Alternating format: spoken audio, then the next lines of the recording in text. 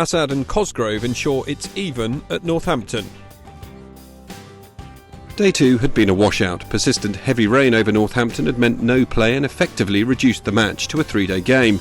That meant Leicestershire would look to get a move on and make up for lost time when they began at the start of Day 3.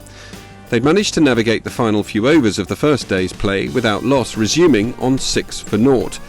The Northants bowlers toiled. Despite the moisture in the wicket and overcast conditions, Assad and Houghton started well, carrying on the form that had seen them both score hundreds in their last outing. As the total ticked past 50, Northants would finally find their breakthrough, Houghton departing for 29, caught by Hutton at second slip off the bowling of Buck. Assad accelerated as lunch loomed, batting his side to 87 for 1 when they finally reached the interval. As play resumed, the home side began to create opportunities. Dexter would be the man to go, trapped LBW as Hutton got one to nip back on him, gone for 27. Cosgrove began to chip in with runs of his own, Buck on the receiving end as he hit the bowler for 4 boundaries in the overs before tea.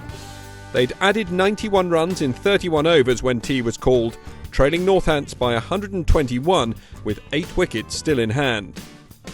The total was almost 200 when Cosgrove picked up his half-century, a rare 3 from the big Australian, taking him past the total.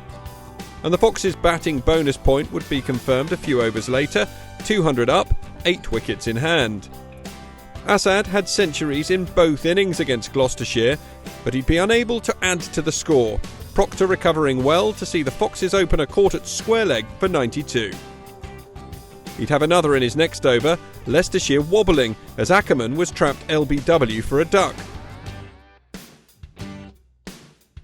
The wickets continued to fall. Dearden, the next man to go, caught behind off the bowling of Sanderson for 7. Cosgrove, who'd batted so well earlier in the day, would finally be removed by Sanderson, out LBW for 63. Klein and Hill would come together and steer the Foxes past the 250 mark. Hill clubbed Coles for 6. Klein wouldn't have the same success against the seamer, out LBW for 15 as he played across the line.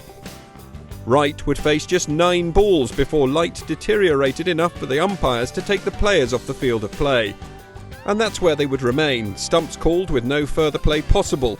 All in all, it had been an even day, Leicestershire looking like they were cruising, only to be pegged back by Northants late on. At 273 for 7, the Foxes are still 26 runs short of their hosts' total and will be hoping to knock those remaining runs off quickly before opening a lead of their own early on the final day. Bavuma blast sees even contest end in draw after second day washout.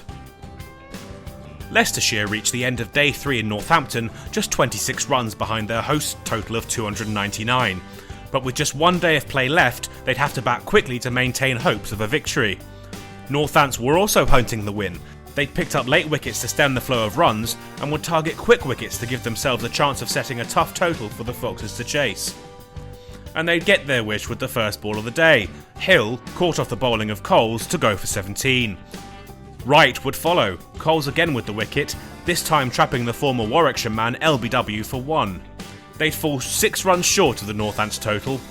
Abbas going for 4, caught by Coles off the bowling of Sanderson, all out for 293. Assad and Cosgrove had added a sheen to the Leicestershire innings, littered with starts and single-digit returns. The home side's innings could set the tone for the rest of the day. Bat quickly and a result could be on the cards, dig in and a draw would look the most likely outcome. But they'd get off to the worst possible start. Rob Newton gone for a golden duck, Abbas the bowler with the breakthrough.